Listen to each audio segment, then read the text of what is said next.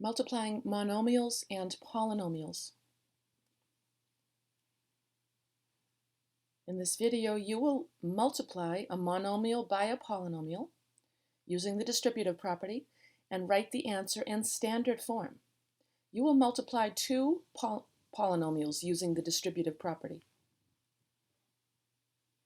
So example 1, we have a monomial multiplied by a binomial in example A and a trinomial in example B. We're going to use the distributive property and distribute the 3x to both the x squared and the y term, and we'll multiply. We get 3x times x squared plus 3x times y. And now when we combine our like terms using our exponent rules, we have 3x to the third plus 3xy. We're going to distribute the negative 4xy to all three terms inside the parentheses. And now we'll simplify this expression using our exponent rules.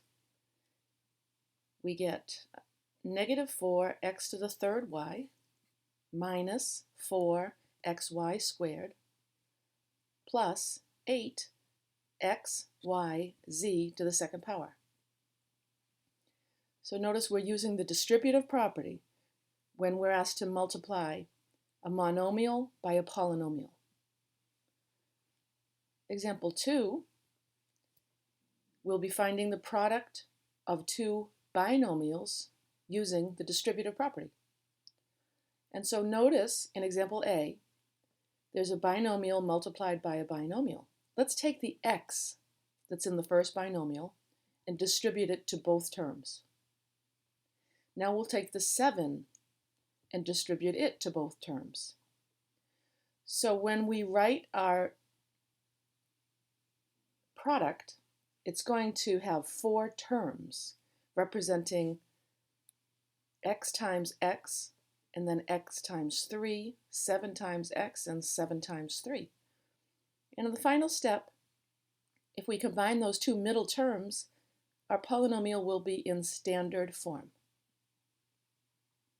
Okay, let's do something similar for the second example. The x in the first binomial will be distributed to both terms,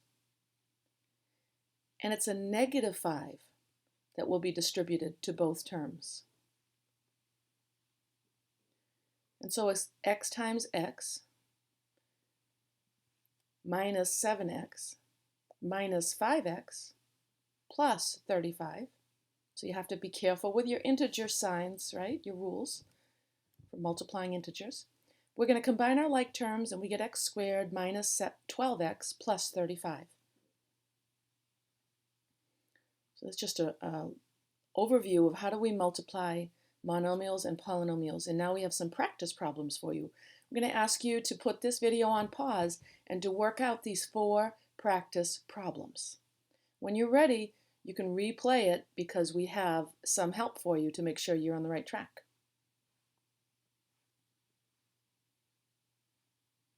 So in example A, you are going to multiply the 3x by all 3 terms. And your final answer would have been, in simplified form, in standard polynomial form, 3x to the third plus 9x squared minus 21x. Example B, we'll multiply the negative 4x to all 3 terms in the trinomial. And simplified final answer would have been negative 4x cubed minus 8x squared plus 12x.